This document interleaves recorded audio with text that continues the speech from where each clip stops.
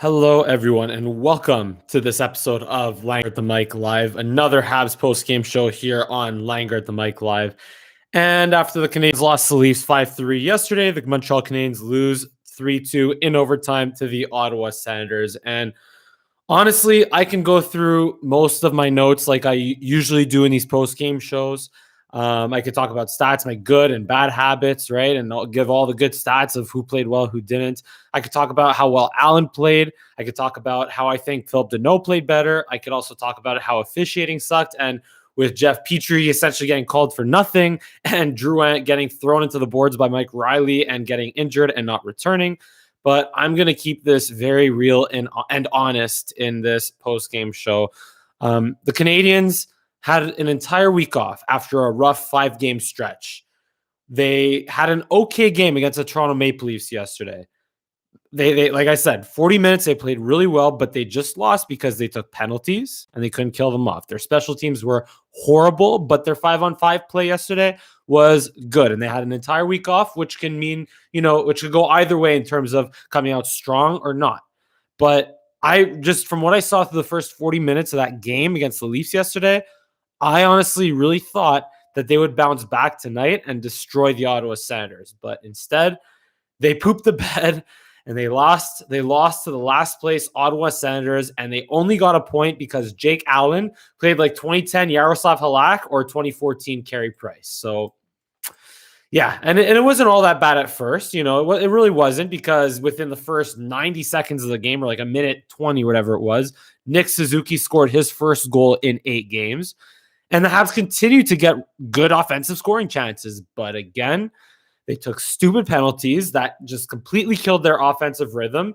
And even though the Habs went 4 for 4 on the PK, the Sens honestly could have scored a power play goal on each power play that they had, because the whole point of a box when you're killing a penalty, I tweeted this at Mike Langer on my Twitter account during the game. The whole point of a box when you're killing a penalty is to keep things to the outside and minimize the amount of chances or passes that get through the box, the middle of the slot, essentially, on the penalty kill. But the Canadiens, the way they played their box, they allowed the Sens to get almost every single pass that they wanted through their box on the penalty kill. And somehow the Habs went 4 for 4 on the PK. But it wasn't like a really convincing 4 for 4 because, like I said, the Sens got multiple scoring chances on each power play and had multiple passes get through the Habs box on their power plays. And yeah, just look, I honestly, I feel like the time that the Habs spent killing penalties is what really hurt their offensive rhythm in this game. And they just went back to their same old bad habits of poor shot selection, just being unable to sustain any pressure in the offensive zone, getting caught pinching, trying to sustain pressure in the offensive zone, and as a result, giving odd man rushes the other way. And like I said, Jake Allen is the sole reason why the Montreal Canadiens got a point in this game out of the loss against the 3-2, or against the last place Ottawa Senators. Because over the course of the entire game, the Ottawa Senators, they dominated the Habs in dangerous shots on goal. And like I said, they could have had essentially a 4 or 5 goal lead by the third period, but they got still 2 goals off of what were essentially copy-paste versions of each other. The first one was Batherson's shot deflecting off Romanov, sprawling to break up the pass on a 2-on-1 because Mete lost his battle in the neutral zone and got out skated and out hustled on the 2-on-1. Mete, who's supposed to have good speed, but got out battled and out hustled and lost his race in the neutral zone, which caused the 2-on-1. And then, of course, in the third period, Josh Norris with a deflection off of it was a shot from the point that Norris deflected, and that created a ground ball off Jake Allen's stick, who obviously had no idea where the puck went at this point, and went up and over his shoulder and in basically like a boop, like a pinball or like a pool, like a trick shot in pool or whatever. But yeah, luckily Corey Perry though channeled his inner Hart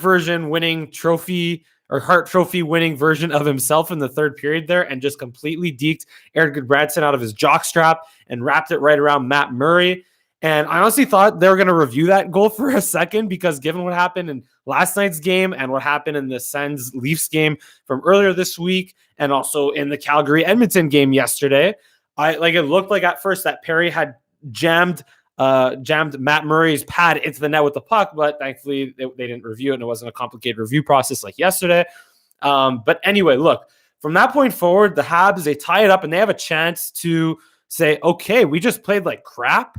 And, we have a chance to actually salvage a win out of this one. But instead, they proceed to give up 1 million breakaways. And Jake Allen had to stop 1 million of those breakaways. And until, finally Brady Tkachuk got the game-winning goal. But look, the Habs, they tried to tie it up in overtime, and they like Jesperi Kotkaniemi basically dipsy doodled through the entire Ottawa Senators zone. But he just couldn't finish his nice take to the net. He just completely missed wide. And that obviously rimmed the puck out around the other way. It didn't really necessarily lead directly to the set. Well, it kind of did because of that. Or no, there was the play continued, and then his Kotkaniemi's pass went right through the neutral zone and right on the stick of a Ottawa Senator coming off the bench. I think it was, it might have been Tkachuk at that point. Yeah, I think it was Tkachuk or someone else at that point. I don't even know because the Sens, again, had 1 million breakaways in this game. And then Kotkaniemi and Romanov were on the ice for like 3 minutes straight. And like I said, Jake Allen made 1 million saves, but he couldn't make 1,000,001 saves. And that's how the Canadiens lost this one in overtime. But look, it's time to hit the panic button. It's time to hit the panic button because to me, it's inexplicable how this team can go from being a powerhouse to the first 10. And yes, they beat the Vancouver Canucks 4 out of 5 times, but the Canucks also beat the Sens 3 times in a row easily. And now the Habs are 1-1-1 against the Ottawa Senators, the worst team in the NHL. It's time for a change. And I've said this plenty of times before. Claude Julien has been my favorite Canadiens head coach, or like long tenured Habs head coach. Between him, Michel Therrien, Jacques Martin, and Guy Carbonneau, Claude Julien has been my favorite of those 4.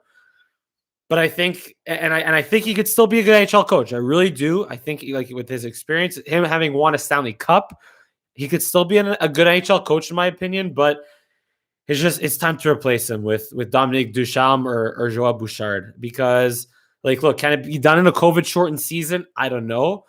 But it's really time because, and I will say that there is a silver lining that the Habs have still not lost a regulation game on the road, still.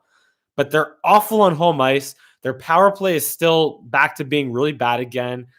Just make the change, Marc Bergevin. Like, this team just can't be as good as it was through the first 10 games, but then also be as bad through the last 7 games. Like, with all the Habs and with all the games that the Habs have coming up in the next month, like, there isn't time. The same way that it's difficult to make the change at head coach in a COVID-shortened season, there also isn't time to lose, to go on an 8-game losing streak or to lose, 6 out of 7 or 9 out of 10. Like, there isn't time for that because before you know it, the Habs right now, they're 4 points. I think 4 points ahead of being out of the playoffs, or 4 points ahead of the Calgary Flames, who are the 5th place team. Like, look, a couple of losses, and the Flames, if they get their stuff together, and the Habs will be out of a playoff spot in a year where they're supposed to be really, really good. And look, I don't know if that change will be made tomorrow by Marc Bergevin to change to bring in Dominique Ducharme or Joel Bouchard to take over for Claude Julien.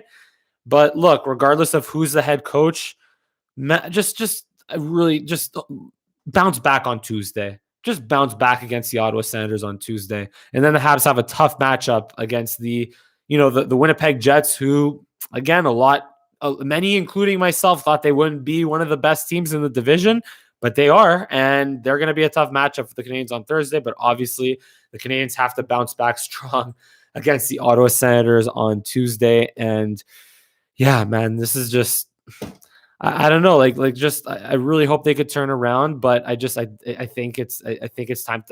It's really time to change the head coach. Something has to give after the entire week off and coming out okay against the Leafs for the most part yesterday, but now just being awful or just not as good against the Sens. Yeah, just something's got to give. But yeah, that's it. That's all we have here on my Langer at the Mic Habs post-game show here. As usual, if you enjoy my content, give a big thumbs up on this video. Subscribe to my channel. Give me a follow on Twitter and Instagram at Mike Langer for both. That'll be in the description below as usual. And thank you so much for watching this Habs post-game show here on Langer at the Mic Live. And I look forward to seeing you again next time.